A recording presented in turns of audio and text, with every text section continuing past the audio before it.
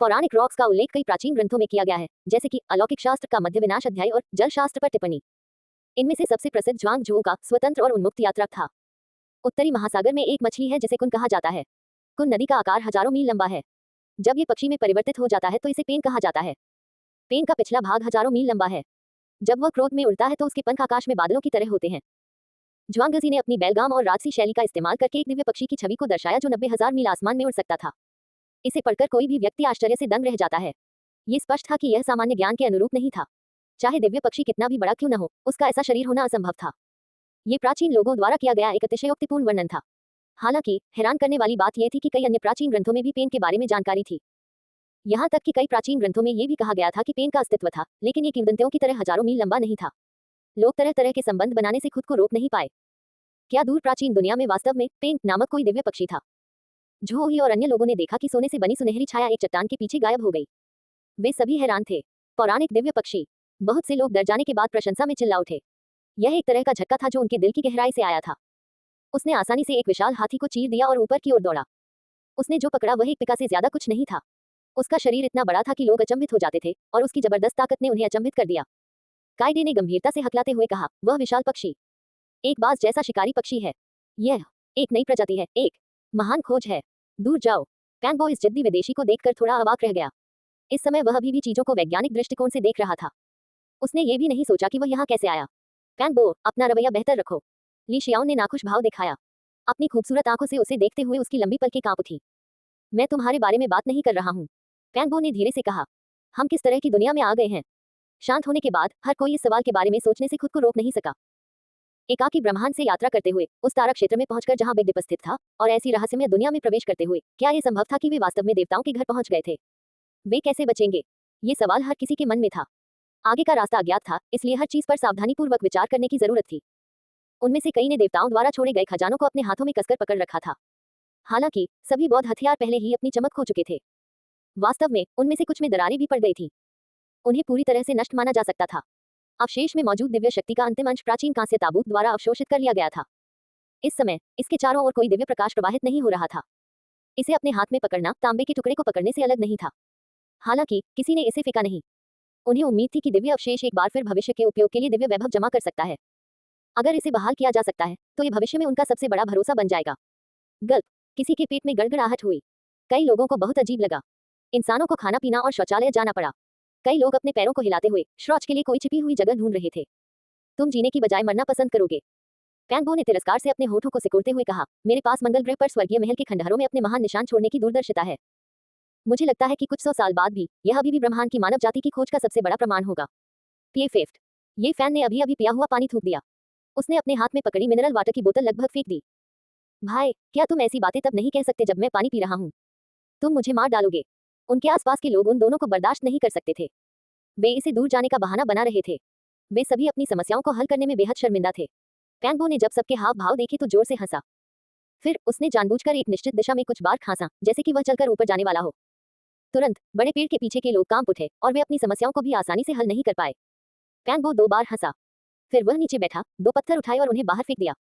अचानक दूर से बेलों के पीछे से ली चांगकिंग की गुस्से भरी आवाज आई। कौन है? कौन इतना अनैतिक है? उसी समय उसके साथ लियू युंजी की गुस्से भरी खर्राटे की आवाज भी आई। ये देखकर कि इस आदमी ने एक और पत्थर उठाया और उसे उस दिशा में फेंकने वाला था जहां ली जियांग गया था, ये फैन ने जल्दी से उसे मुस्कुराते हुए रोक दिया। ये देखकर कि सभी एक के बाद एक बाहर चले गए हैं, पैंगबो ने तुरंत गंभीर चेहरा बना लिया। फिर उसने ये फैन को खींच लिया और पहाड़ की चोटी पर घूमने लगा। वह देखना चाहता था कि खाने के लिए कोई जंगली फल तो नहीं है। यद्यपि ये फैन ने मंगल ग्रह पर पंचरंगी वेदी पर दिव्य मगरमच्छ के शव का एक बड़ा थैला एकत्र किया था, लेकिन वे दोनों अपनी मतली को रोकते हुए इसे खाना नहीं चाहते थे। वहां एक झरना है। पैंगबो को अचानक कुछ पता चला। उनसे कुछ दर्जन मीटर की दूरी पर पानी की बाल्टी जितनी मोटी कुछ पुरानी बैलें एक खाली जगह को घेरे हुए थी। वहां 1 मीटर वर्ग का झरना था जो किसी मीठे दिव्य झरने की तरह कलकल करता हुआ बह रहा था। झरने के बगल में 10 से ज्यादा छोटे पेड़ उगे थे जो लगभग आधे मीटर ऊंचे थे। पत्तियां चौड़ी और हरी थीं और वे इंसानों की हथेलियों की तरह दिख रही थी। ऐसा लग रहा था जैसे वहां कई हाथों वाले कुछ लोग खड़े हों। हर छोटे पेड़ के ऊपर एक चमकीला लाल फल लटका हुआ था। ये चेरी जैसा दिखता था, लेकिन यह मुर्गी के अंडे जितना बड़ा था। ये फैन और पैंगबो बेलों के बीच से गुजरे और तेजी से आगे बढ़े। उन्हें दूर से ही फलों की खुशबू आ रही थी।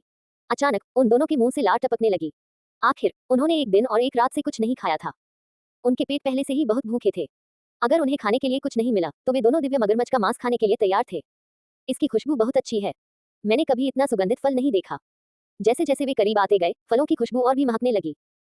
हजारों साल पुराने शराब के तहखाने की खुशबू भी उस खुशबू के आगे दब सी गई। फल की खुशबू बहुत बढ़िया है। क्या ये जहरीला होगा? वे दोनों थोड़े अनिश्चित थे। फल जितना सुंदर और आकर्षक होता है, उतना ही जहरीला होता है। मुझे इसकी परवाह नहीं है।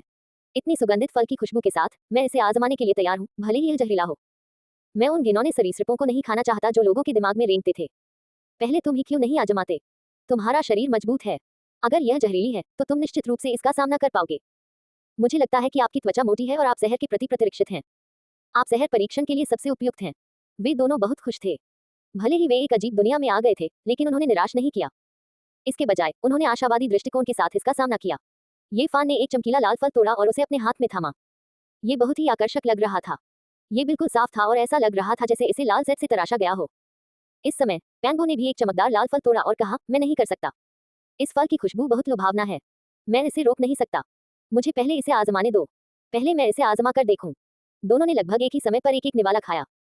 जैसे ही फल का चमकीला लाल छिलका टूटा, उन्हें तुरंत एक सुगंधित सुगंध अपने आंतरिक अंगों में महसूस हुई और पूरे शरीर में फैल गई। स्वादिष्ट। पैंगो अपनी उंगलियां निगलना चाहता था। रस बह रहा था, चमकीला लाल और सुगंध बनी हुई थी। जगह सुगंध से भर गई थी। मैंने कभी इतना स्वादिष्ट फल नहीं खाया। क्या यह हो सकता है कि मैं बहुत भूखा हूँ? पहला फल खाने के बाद वे दोनों कुछ देर तक प्रतीक्षा करते रहे।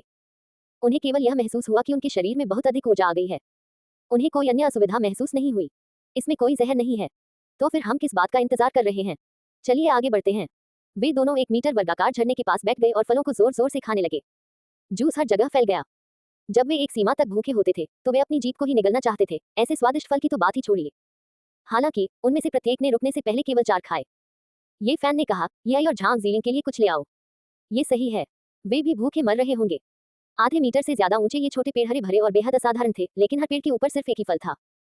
झरने के आसपास कुल 13 जेड जैसे छोटे पेड़ उग रहे थे और इस समय केवल 5 चमकीले लाल और चमचमाते फल बचे थे। पैंगो ने गहरी सांस ली और कलकल करते झरने को सूंघने के लिए नीचे झुका। उसने कहा, अजीब बात है, इस झरने के पानी में कुछ खुशबू आ रही है। ये फान ने झरने का पानी उठाया और थोड़ी खुशबू महसूस की। हालांकि यह बहुत कम थी, लेकिन यह निश्चित रूप से वहां थी। उसने कहा, इन छोटे पेड़ों के लिए ऐसे अजीब फल पैदा करने में सक्षम होना, सबसे अधिक संभावना इस झरने से संबंधित है। पैंगो ने झरने के पानी के कुछ घूंट पिए और कहा, इसमें हल्की मीठी खुशबू है।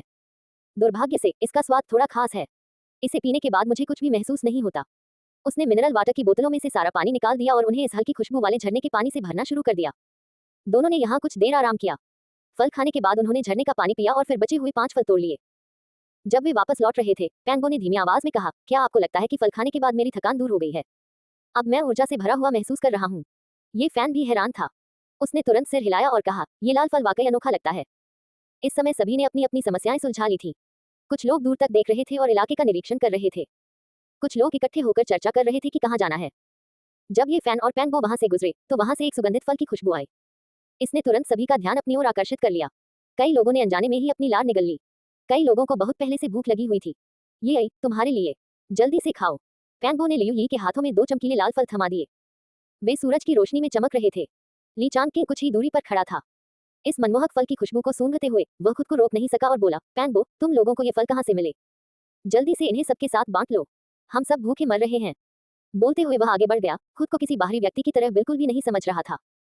ऐसा लग रहा था कि वह भूल गया था कि उसने कुछ समय पहले ही ये फैन को बुरी तरह से निशाना बनाया था और लगभग उसे मार ही डाला था।